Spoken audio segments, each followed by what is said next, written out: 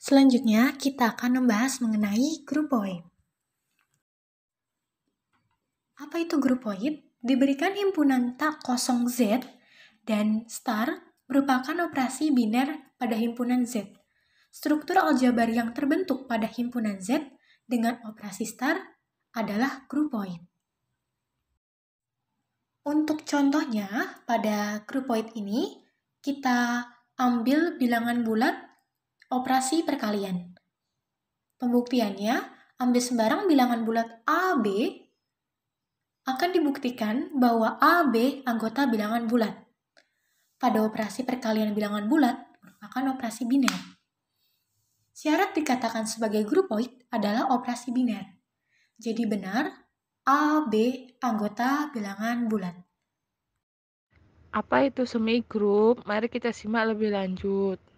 Semigrup diberikan himpunan tak kosong G, terdapat operasi perkalian. Operasi perkalian disebut operasi biner, bersifat asosiatif dan komutatif.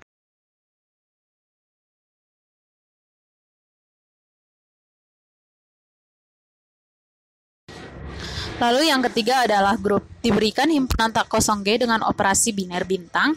Dengan G dengan bintang disebut grup jika dan hanya jika yang pertama asosiatif, di mana semua X, Y, dan Z adalah elemen dari G. Yang kedua memiliki elemen identitas atau E. Dan E adalah elemen dari G dan semua X adalah elemen G. Dengan operasi X bintang E sama dengan X atau E bintang X sama dengan X. Lalu yang ketiga memiliki elemen inverse di mana semua X adalah elemen G dan ada X inverse elemen G dengan operasi X bintang X inverse sama dengan E atau X inverse bintang X sama dengan E. Untuk contoh bisa dilihat pada gambar berikut dengan bilangan real bukan 0 dan operasi perkalian. Yang pertama akan dibuktikan apakah ini tertutup. Nah, ambil sembarang A dengan B adalah bilangan real bukan 0, maka akan dibuktikan A kali B adalah bilangan real bukan 0. Ternyata operasi ini adalah operasi tertutup. Lalu yang kedua asosiatif, diambil sembarang A, B, dan C adalah bilangan real bukan 0. Maka seperti pada gambar berikut, ada jabaran pembuktiannya, maka A kali B kali C sama dengan A kali B kali C. Lalu yang ketiga elemen identitas dengan E sama dengan 1. Untuk X adalah bilangan real bukan 0, 1 dikali X akan tetap sama dengan X, ataupun sebaliknya X kali 1 adalah X. Maka untuk elemen identitas terbukti.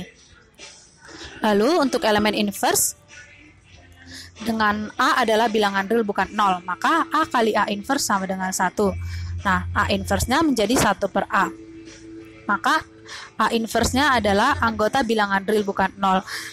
Ternyata setelah keempat ini terbukti, maka bilangan real bukan 0 dengan operasi perkalian adalah grup. Nah, untuk contoh yang kedua, bilangan real dengan operasi perkalian. Nah, untuk yang pertama tertutup. Ambil sembarang AB adalah bilangan real. Nah, ternyata A dikali B akan tetap menjadi elemen bilangan real. Lalu yang kedua asosiatif, diambil sembarang A, B, dan C adalah anggota bilangan real. Maka akan dibuktikan A kali B dikali C sama dengan A dikali B kali C. Nah, terlihat pada gambar jika keduanya adalah terbukti sama. Lalu yang ketiga elemen identitas dengan E sama dengan 1. Untuk X adalah bilangan real, di mana 1 kali X akan tetap menghasilkan X maupun sebaliknya, X dikali 1 akan tetap menghasilkan X. Lalu yang keempat ada elemen inverse. Untuk A adalah elemen bilangan real, maka A dikali A inverse sama dengan 1, sehingga A inverse-nya sama dengan 1 per A, di mana 1 per A ini adalah elemen inverse. Nah, tetapi untuk 1 per 0, di mana 0 tetap adalah bilangan real, maka untuk elemen inverse ini tidak terbukti. Maka untuk bilangan real dengan operasi perkalian adalah bukan grup. Untuk selanjutnya, kita akan membahas mengenai perbedaan. Nah, dari perbedaan keempat jenis ini, untuk yang grupoid ini, perbedaannya adalah dia dikatakan biner atau bersifat tertutup. Kalau untuk semigroup ini berarti tingkatannya sudah di atas grupoid, jadi harus memenuhi syarat si grupoid dan bersifat asosiatif.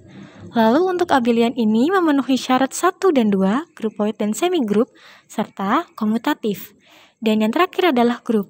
Untuk yang grup ini adalah tingkat paling atas, jadi untuk syarat masuknya ke dalam grup ini harus memenuhi grupoid, semigroup, identitas, dan inverse.